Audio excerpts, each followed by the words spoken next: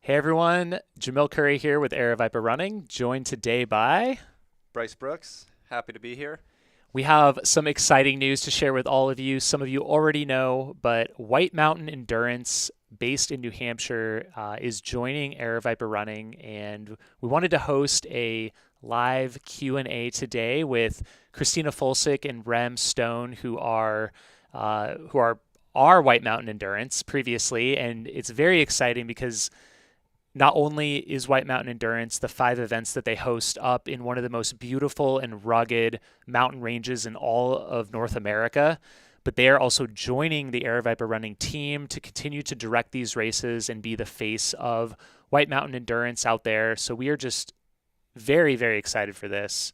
How are you feeling today, Bryce? Oh, I'm excited. I mean, been looking through some of their GoPro footage from some of their events, like Chicora, Jigger Johnson, and it is rugged to say the least.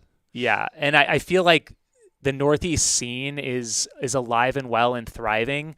Maybe doesn't get the same amount of attention that some of the West Coast scene and the Rocky Mountains and the Sierras get. So I think that's one of our goals with, having White Mountain Endurance join Aravaipa is providing some more attention to the area in like a weird circumstance of events. I've been to the White Mountains and I did a 50K ultra out there way back at kind of the start of my career in 2008.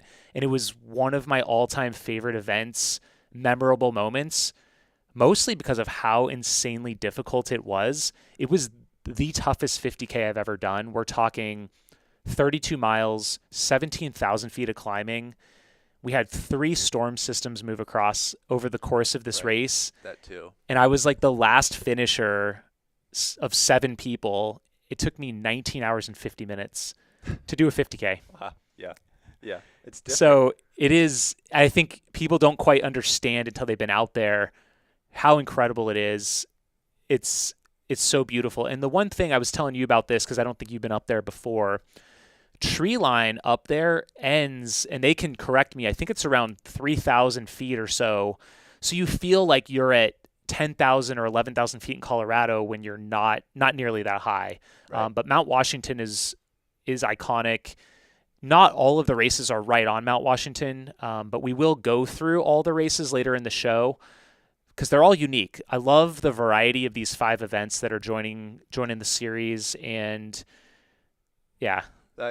Yeah, I mean, it took me off guard when I learned that the other day, looking at video from Chicora, for example. You're on the ridge line of this ridge. You look down, there's clouds. Everything's enveloped in clouds. You're above tree line, and I was assuming that it was probably like 10,000 feet minimum, but really it's around 4,000 or 5,000, I'm assuming. So yeah, it's just different out there. And like I said, rooty, rocky, not as easily run.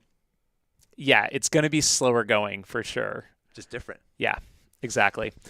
So, little run of show. We're going to bring Kristina and Rem on. We're going to hear a little bit about each of them. We want to introduce them to the Aravaipa Running community. They can talk about the history of White Mountain Endurance. And we've got some exciting news regarding the Aravaipa racing team expanding to the Northeast, as well as we want to go race by race and have them describe and talk about and introduce each of these amazing events to all of you before we wrap up with Q&A. So as this is a live show, we've got a lot of you guys in the chat. We would love to hear, are you excited about this move? What questions do you have for us, for Kristina? What it means for the region up there. And so please drop those in and we'll get to those later in the show. But let's go ahead and bring Kristina and Rem on. How are you doing? Good. How are you? We're doing great. We're just excited to kind of reveal this. I know we've been working on this behind the scenes for quite some time, so it feels good. I'm sure for you guys as well, you can start to tell more people. Yeah, Yeah. I feel like I'm ready to explode. So this is awesome. Well, let's start off. I'd love to hear each of you if you could just maybe give an introduction about yourselves and how you got into the sport. Let's just start with you, Kristina. Okay.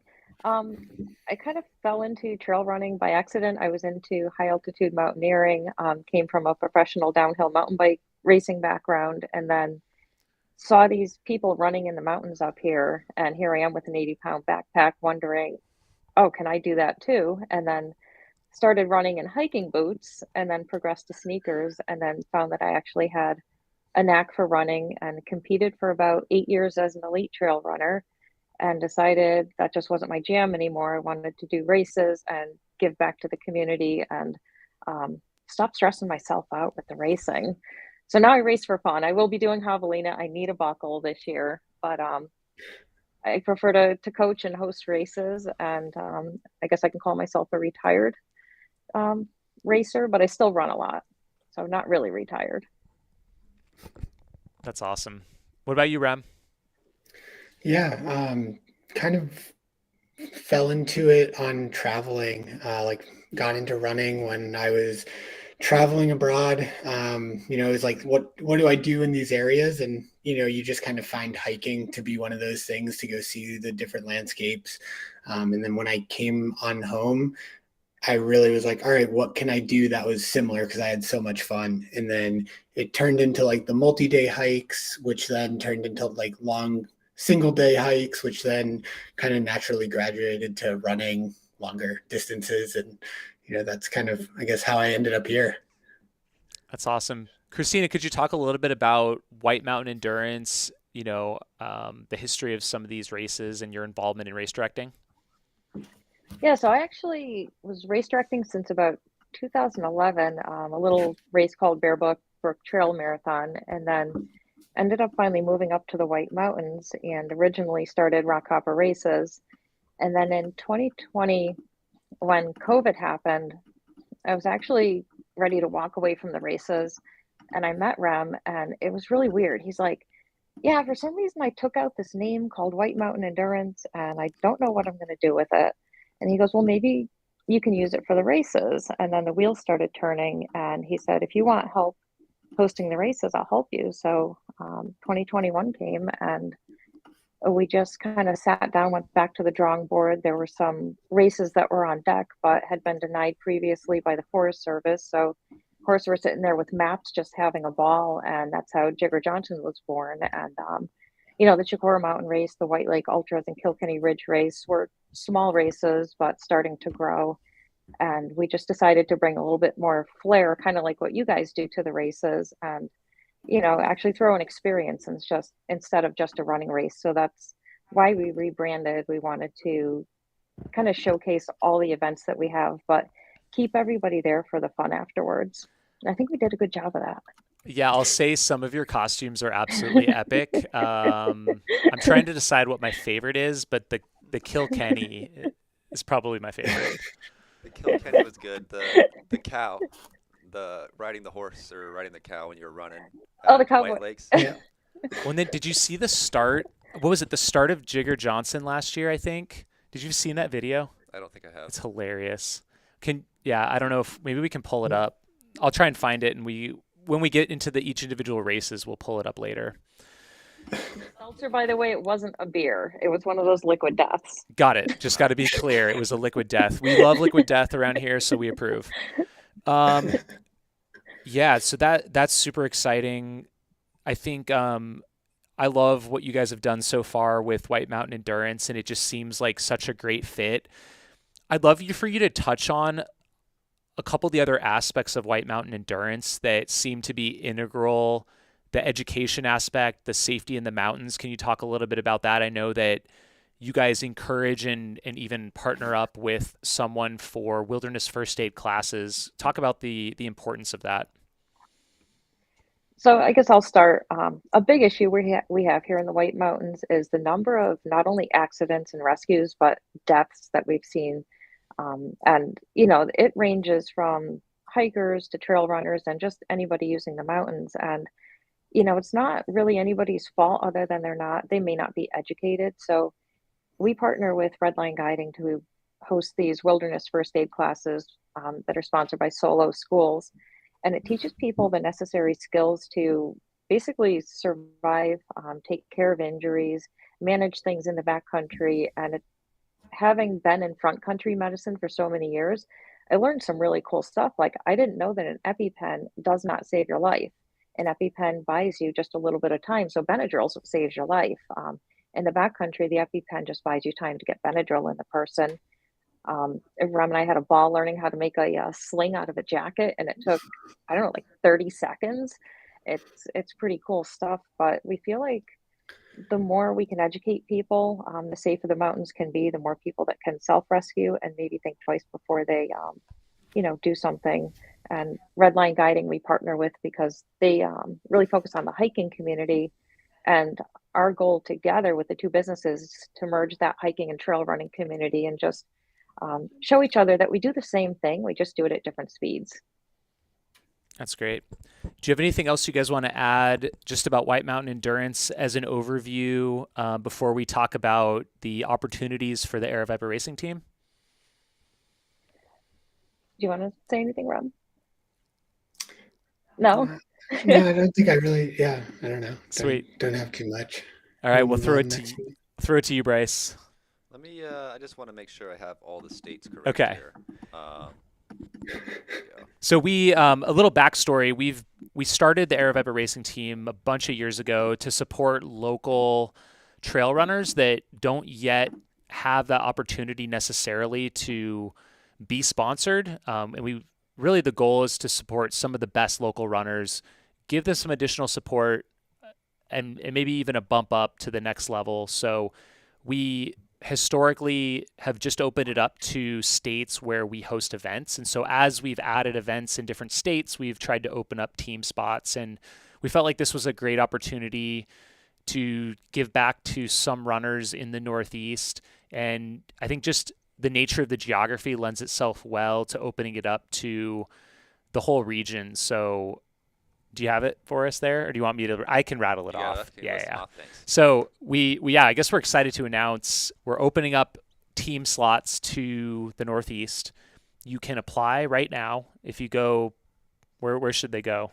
To our Instagram probably, and click on the links. Yep. Yeah, exactly. You can find the link in there. But anyone in New Hampshire, Vermont, Maine, Rhode Island, Connecticut, Massachusetts, and New York. I think I got them all. So please apply. We already have several applications rolling in, but I think it's going to be a fun way to get some more people involved. Yeah. Do you have anything else? Yeah, talk about the team a little bit more. What can they expect? So racing team, basically, like we want to support athletes that are elite, sub-elite runners who have a steep trajectory, who are improving. And we want to support them, give them exposure to other brands, and just push them forward in the sport is basically the goal of the racing team. So with us having joined with White Mountain Endurance and having these additional events on our calendar on the East Coast, kind of opens a window for us to bring on 4 to 6 athletes from that region and establish a presence out there. We want them to run these races specifically. So we are planning on getting a team kit out there. It's kind of in the middle of our current racing team season. So most likely these will be rolled over through to next year. But yeah, it's a really cool opportunity, I think. Yeah, so it's a kind of a short window because we are halfway through the season. So we want to get at least a small team established. So we're going to have a deadline of June 8th if you want to apply. And we hope to make the team selection very quickly and kind of get the team up and running this year. And then we'll likely open it up again towards the end of the year. So you can always just wait and apply then. And hopefully we can add a few more to the 2024 roster as interest permits. Right. So, I'd love to take a minute and go race by race because the mix of events I think is so unique and has its own character. So I think we'll start with the event that just happened. We'll talk about each. We might even pull up some information. But if Kristina and Rem, you guys can walk us through each of the races. Let's start with White Lake Ultra. That's our easiest race. Although very few people have made it 100 miles, but it's basically a 3-mile loop around the lake. This year we had to keep the course a little further away because of the flooding, but most years we have a daytime loop and a nighttime loop. And the reason for that is we want people to be able to see all the festivities on the beach throughout the night, and the nighttime loop stays very close to the lake. So you can see the tiki torches and the bonfire and hear the music. Yeah, it's also a six.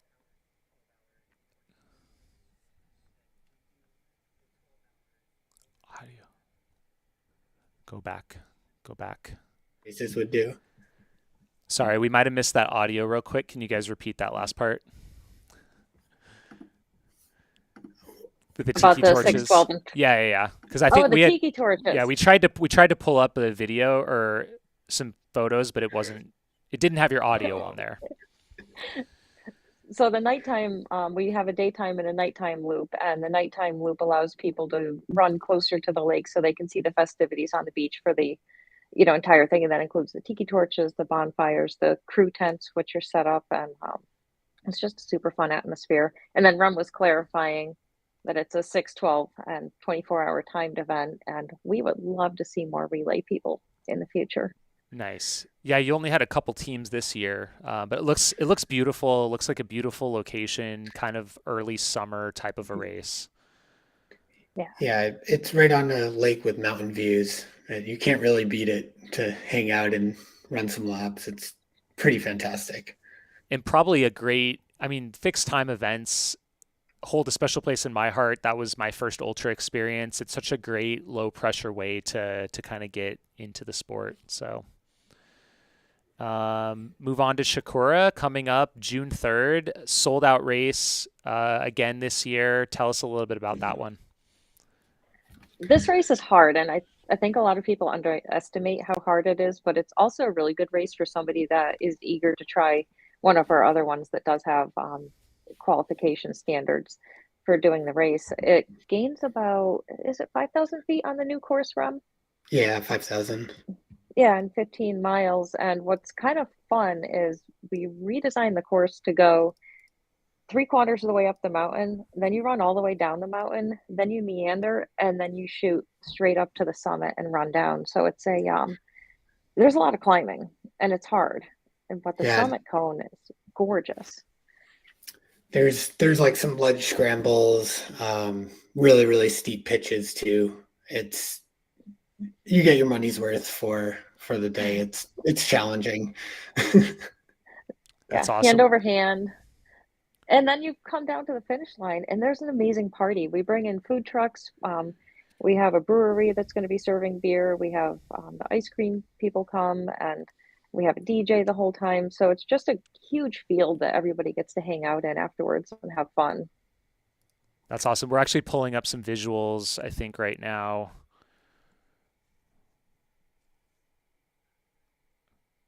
Let's see if we can scrub through here. Oh, here we go. So this is near the summit. I don't know if you guys can see this.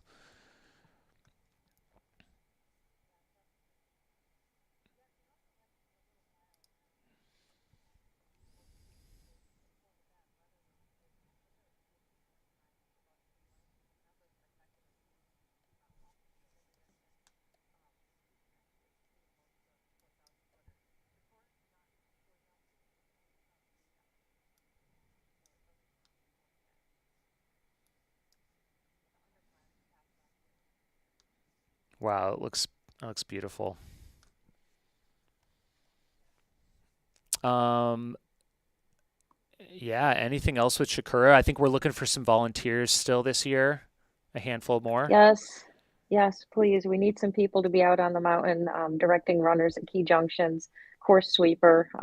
These things, they just don't happen without volunteers, and we'll save food for you at the finish line. We make sure that your day is worth it. you also get race credits for volunteering. Yep. Yeah, and that's kind of the cool thing too, is like anyone who does volunteer and earns those credits will be good at any Aravaipa race across the country. Makes it even more appealing. Absolutely. So yeah, that's kind of Chicora in a nutshell. Again, if you guys have questions or comments in the chat, we'll definitely get to those at the end. Let's see. Moving on to, I think, Bryce's favorite new race, Race the Cog. Tell us about this, and I'm going to get the video queued up here. This was actually really cool. Rem and I were on this amazing winter. I have the picture in here, but then I'd have to get up to show it to you. So we're on this epic winter day, and we go up Mount Washington, and we both decided to run down the cog.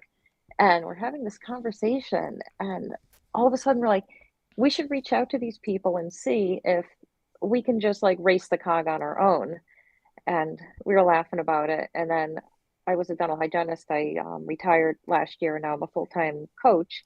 And I was cleaning someone's teeth, and we started talking, and it was the owner of the Cog Railway, so or one of the owners.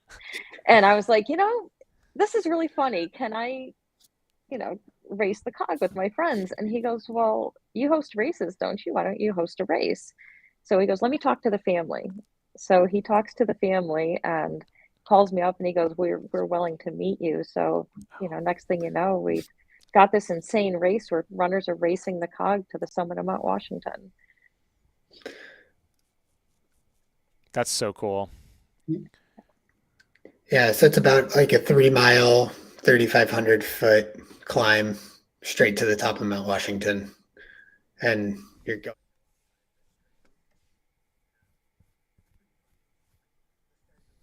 Is done by the train horn as well, the train whistle, which is pretty cool. And another cool kind of aspect of it is that the train actually takes a little bit to get going. So every runner takes off and is just like immediately like over the first hill before the train has even really gotten out of the station. And then next thing you know is the train picks up speed. And I think it goes about like 5 miles an hour.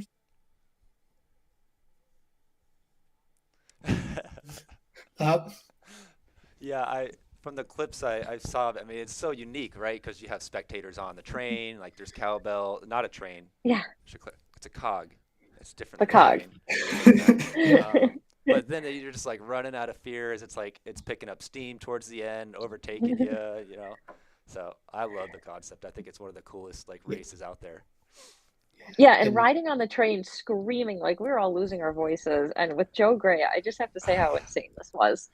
We're going and we're passing everybody, and there's switches, so the train has to slow down for the switches while we're catching Joe. And of course, me being me, I'm like, we're coming for you, Joe. And he looks back like the old Lance Armstrong thing from years ago, that famous look back. Oh, the glare. And he's like, you are not getting me. And he just goes, and there's Joe glistening in the sun, like barely breaking a sweat.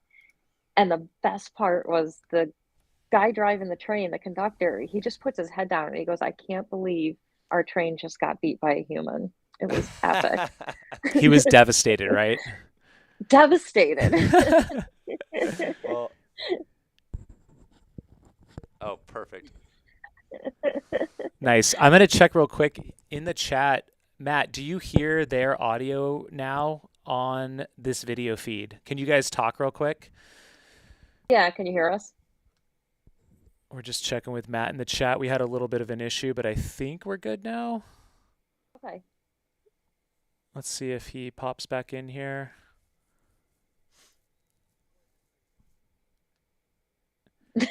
Yeah, we're looking at this. We're looking at this. Oh, people are saying no. Huh. Very weird. Oh, sorry about that, folks.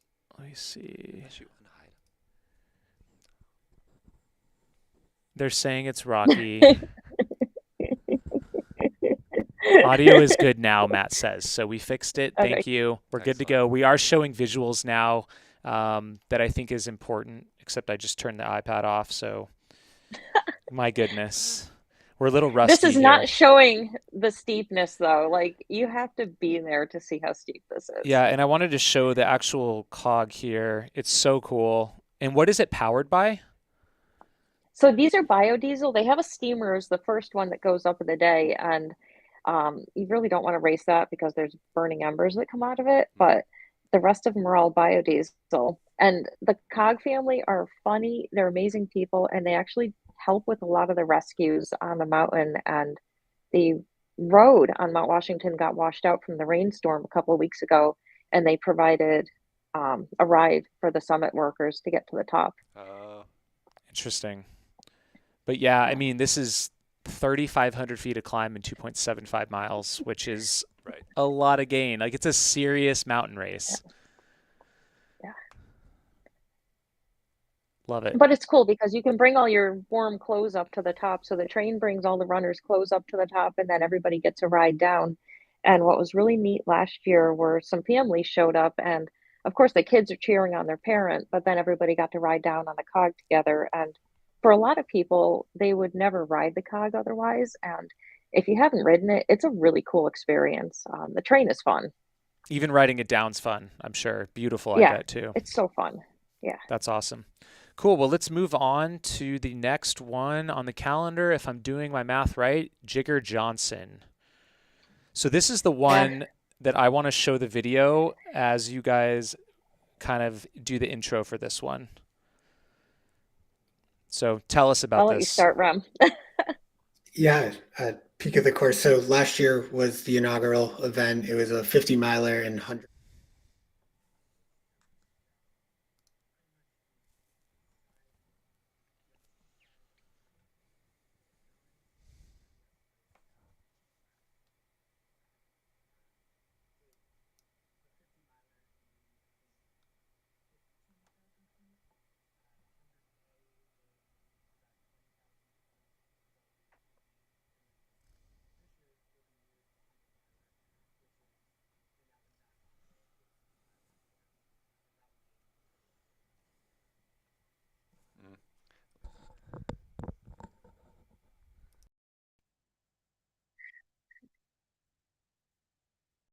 Just go back to us. I'm sorry. We're having major audio problems.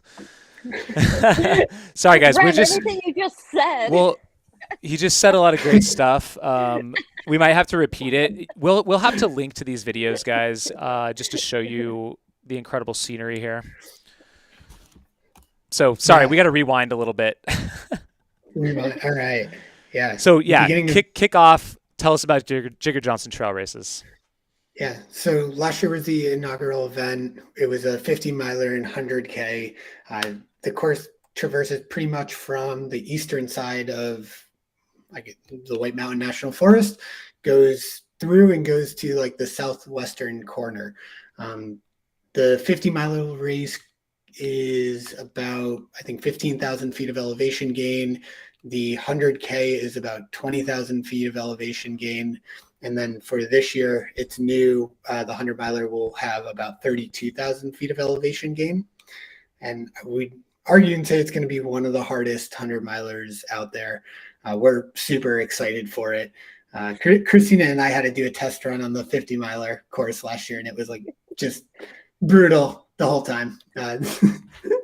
But it's a lot of fun. As for like the terrain, you'll go on a couple different like mountain ridges, which is really nice. You'll get some flatter running in there. There's probably, I don't know, each direction, maybe like 6 to 8 miles of flatter stuff, which is good to let you stretch your legs. But then you hit the steeps, and I would argue and say maybe 35-40% grade is probably the peak of some of the climbs. It's not a beginner race by any means.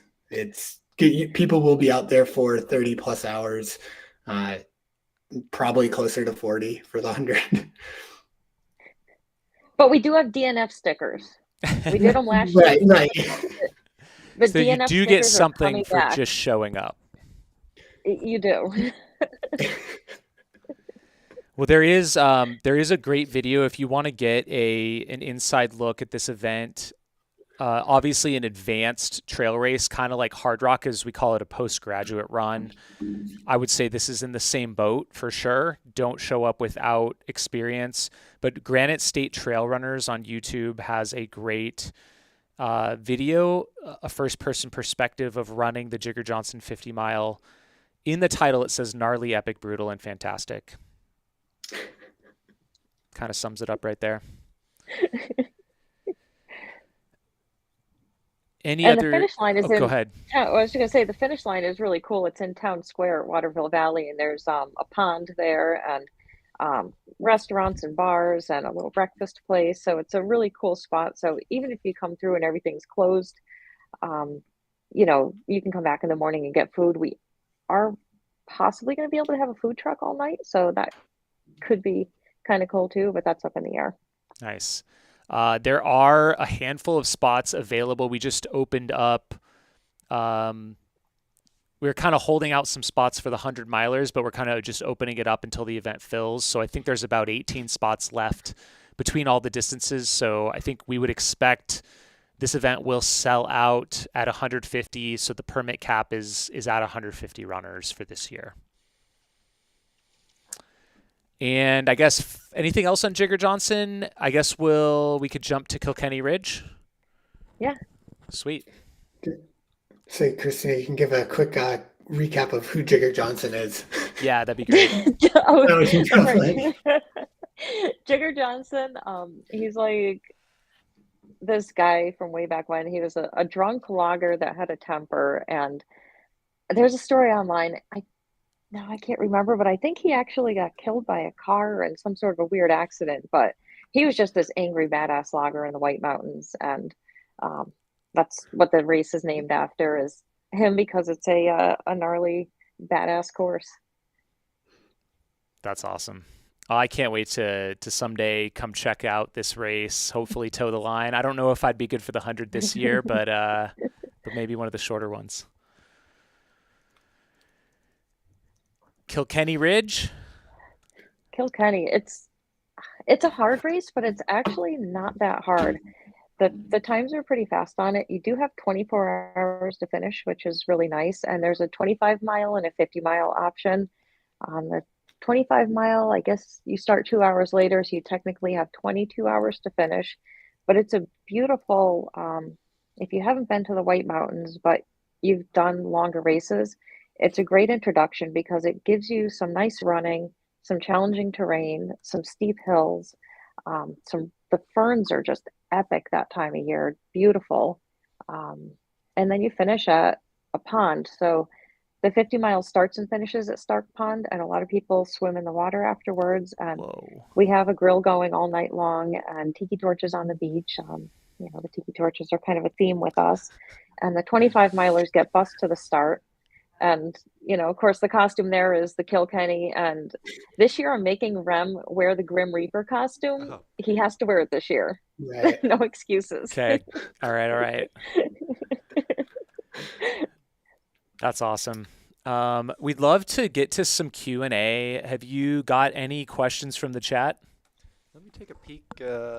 Nothing specific that I can recall so far. Well, I'll do a call out. If you guys have questions about the events, questions for us, Kristina, Rem, about anything, please drop them in. We'll definitely spend a few minutes here before we wrap up for the day. Is there anything else you guys want to talk about? Maybe, I know we showed this a little bit in the announcement video, but why did this happen coming from you guys? Why are you guys now part of Aravaipa? It was actually kind of random and funny. So I went out to run Javelina and run in a costume like a jerk and didn't drink water and epically failed. Fell in love with Arizona, found out that some friends from like a million years ago live out there. And next thing you know, we are moving to Arizona for the winter.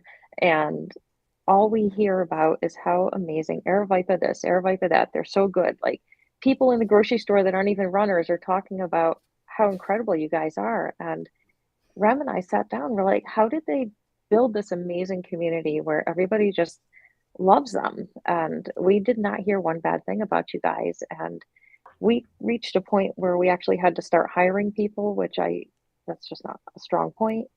And we're like, well, we'll just kind of throw it out there and reach out and see if you guys would be interested, because you have a lot more that you could bring to the table to grow the races. And we just loved your core values and figured you'd be a good fit for this area. That's great. And yeah, I think that's the biggest thing for us too is, finding the right fit with people, doing things that you both have a common goal. And I think, Rem, you said it well in one of the videos too, like being all about the runner experience, providing an incredible experience for people to explore these mountains for the sport that we all love. I mean, I think a lot of us, we are here doing trail running and organized events to explore places, to be out in nature, to explore the outdoors, have that sense of adventure, and to do so with a supported community. And I think that it resonates, I think, with all of us, kind of like why we're all here, why we're all doing this, why we're all coming together and excited about providing these opportunities for people. Yeah, like one other really cool thing about our races, especially the really long ones, it's really hard to do the logistics to do a long route in the White Mountains, which is why so few people have done it. It involves car spots, dropping food stashes, hoping a bear doesn't get it, calling all your friends. And by hosting these events, we're basically providing the ability for more people to say, hey, I've done 50 miles in the White Mountains. I've done 100 miles in the White Mountains, and kind of check that off the board, because now it's not, begging your friends for a million rides and not knowing how long you'll be out there. We provide a fully safe and well, you have to bring the required gear and move safely, but a safer experience where you are on a route. We don't mark most of our courses though. And two reasons. One is the hikers sometimes pull flags and that causes problems.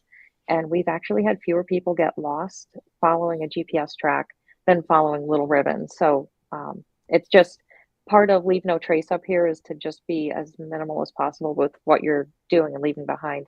Chicora is marked. It's a shorter race, but anything that's long is not marked. Cool. Yeah, definitely something to be aware of as you look at these events. Little bit different expectations in terms of self-support out there in between aid stations. So super important. Yeah, that's great information. Did have one question in the chat. Absolutely. I think it's probably directed mostly to you, Jamil. Right. Will Aravaipa live stream any of the races? We may. We're potentially looking at live streaming one of the races coming up. Still looking at permitting and resources, but hopefully, cross your fingers. But we are hopefully going to be putting out we will be putting out some video content around these events this year. So stay tuned, subscribe to the Aravaipa Running channel, but we'll have some race recaps after every single film. So very excited to see what comes out of these events. It's going to be awesome. Just say it, Jamil. Well, Race the Cog is the one we're shooting for. So I think I don't know why I was trying to keep it a secret, but I mean, yeah, it would be very cool. Obviously, I think it's a shorter race. It reminds me of like a Kendall Mountain Run a little bit, which we did live stream. Oh, and for context for anybody watching, the background image behind us right now is Mount Washington, and I believe to the side of Kristina, you might actually be able to see. Is that where the cog does go up it? It is. Yeah. Yep. Yeah. So a little bit of a course map there, but Perfect. It does not look flat. Man, I cannot wait. No, it looks pretty insane. But yeah, hopefully we can do a live stream of Race the Cog. So I guess if you're interested in helping with the live stream of Race the Cog, we basically resource dependent. We need people that live up in the area to help us out. So reach out to us.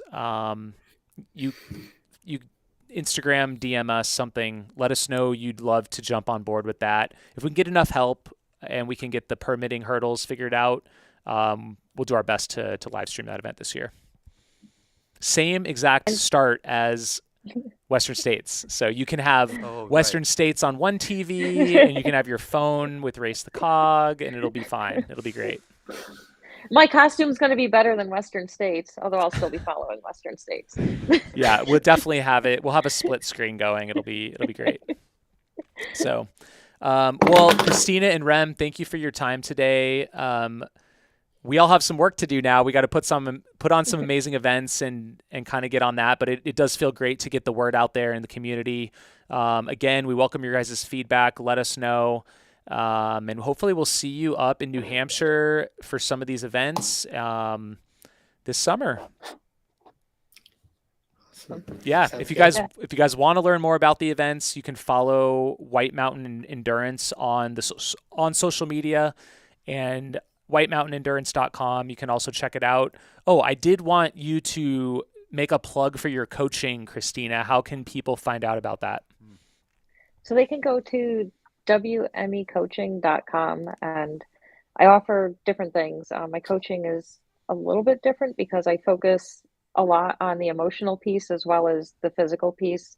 I am a shaman in training. I'm a ISSA certified personal trainer and an 80/20 endurance coach, and taking nutrition classes right now and just keep learning so that I can provide the best experience for my athletes.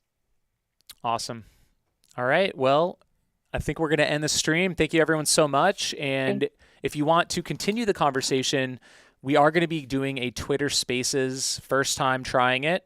Hopefully it'll have less bugs than this live stream, but in about 18 minutes at 1 o'clock Pacific, 4 o'clock Eastern, we're going to jump on. It'll be hosted on my Twitter at Jamil Coury. You can check it out right now. Join us, jump in the room.